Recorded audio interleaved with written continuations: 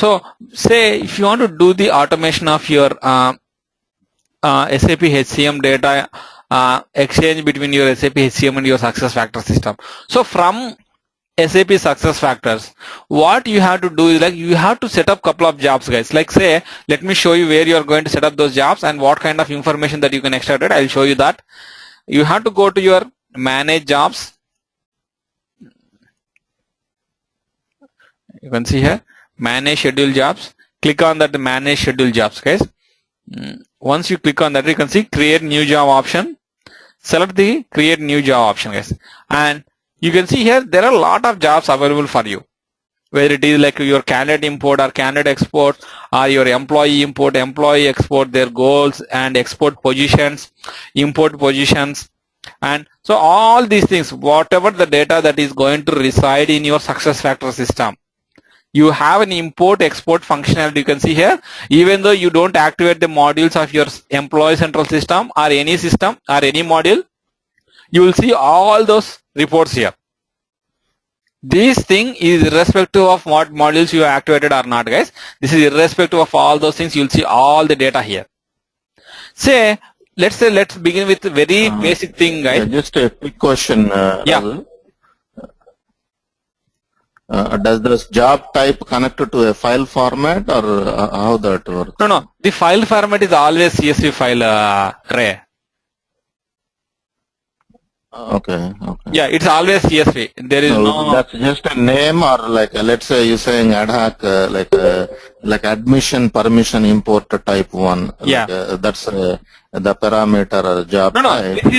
This specifies the data. Actually, it specifies the data, what kind of data that you want to export or import into the system. Let's say, let me show you.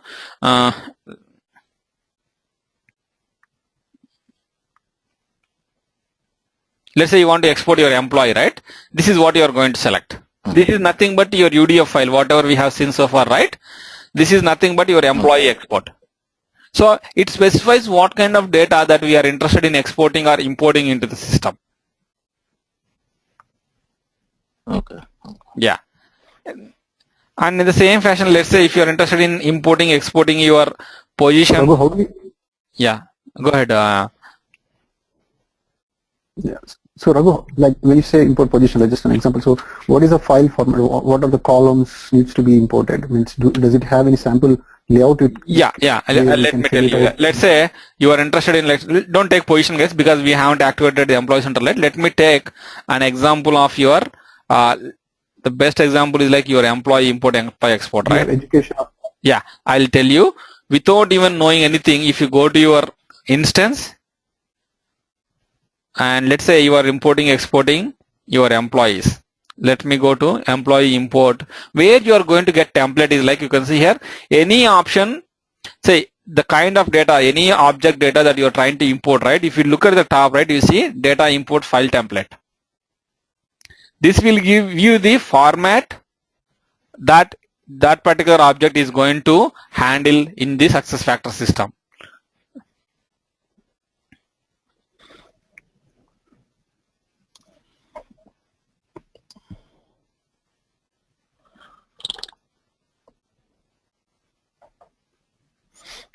And you can see here, this will tell you the file format. The same thing, without data, it will give you all the different fields that it is going to consume and what are their positions, everything, guys. And same. Raghu, can you please go back? I lost you over there in the screen. Can you please go back? Where did you click on? It is going to be, let's say if you are interested in importing users, you go to your administration tools and select import users functionality. Go to manage employees. Under the manage employees, go to employee import option. Select that particular thing. And if you look on the top of this particular page, you see there is a hyperlink available to download the template. Okay. Click on this template. You will be able to get a blank CSV file template, and once you open that, right, you know that what kind of fields it is going to consume or what kind of data that you can accommodate in this particular file, guys.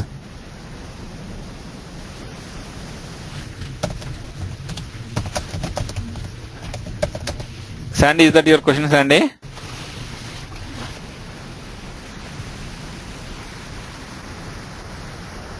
Can you go back to the provisioning system, Yeah, where here you're it is. setting up the job? Yeah, here it is, Ray.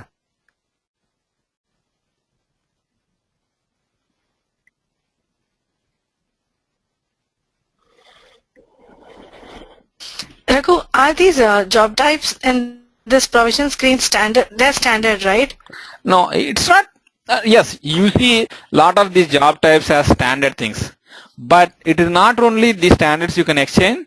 Any custom data, any custom object also you can extend it. The moment you add the custom object, right, you will see one more job type added. Say you might have created some reports. You are extracting some useful data in your SuccessFactors system, and you might have created some ad hoc reports. If you want to export, In instance, you mean? yes, in instance. So if you want to export that report output at a regular intervals of time from your SuccessFactors system, and you want to send that to your SAP HCM system, or in fact any third party system, right? You are going to select that as ad hoc reports. Let me select that ad hoc report. You see there will be one more additional option coming up on the down. It is just taking some time here.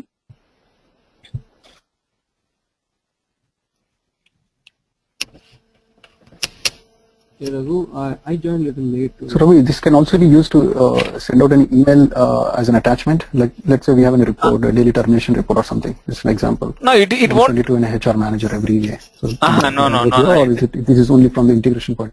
This is only from the integration perspective, but it will no. You cannot send the data, but in fact, like you can trigger an email out of this particular job stating that the job processing has been completed, but it won't send any data in the email. It will just a status email.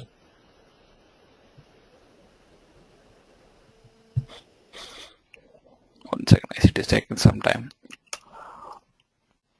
So Raghu, before we have done anything in the instance, if we go to provision, are there any standard job types that SuccessFactors provides, or is it going to be blank?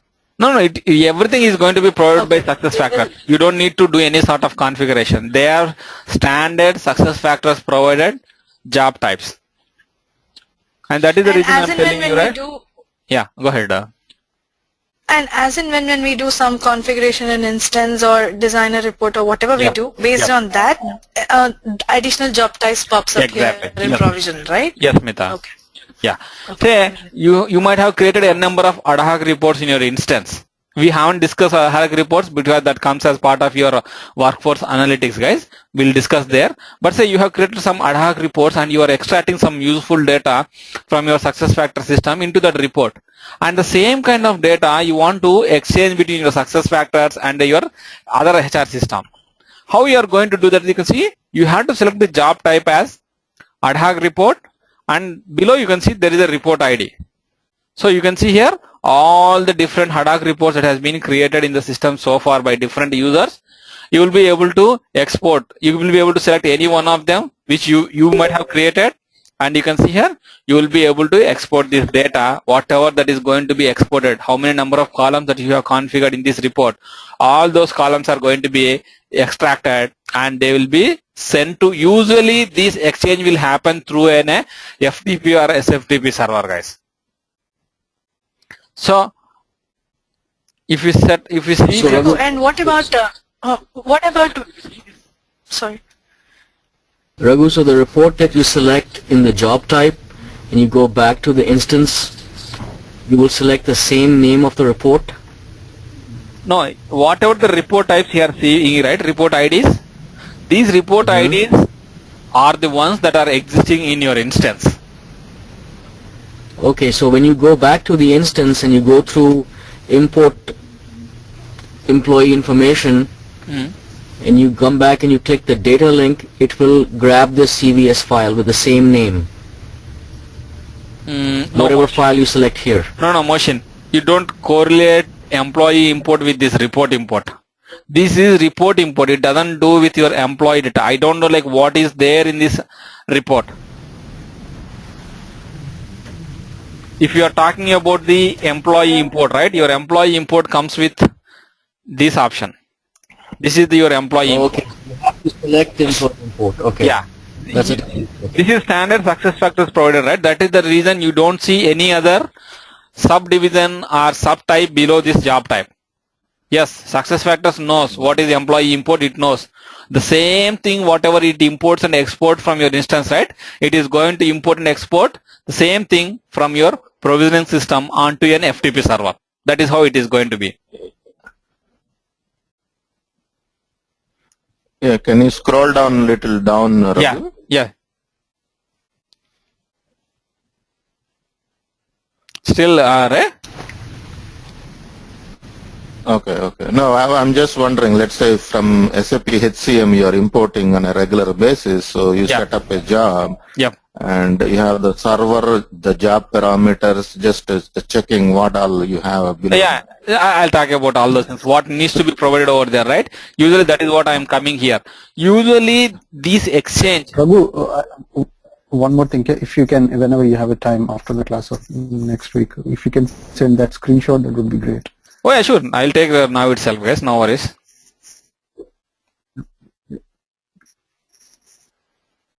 Raghu, if there is a hire, like a new hires and the day-to-day this activities in employee, like in SAP HCM system, those delta files, do we have a standard job type to do that? Like just the one that you selected, employee export, is that enough? Or normally is there anywhere where we need to configure something new and all that stuff? Nothing, guys. It's the those same things thing. are handled. All the new employees are the delta to the existing employees, right? You can push using the same employee import option. The system will determine whether the record that you are trying to push, right, whether it is a new record or it is an existing record, and if it is an existing, right, if at all there are any changes to that particular record, right, yes, the system will handle that delta, Smita.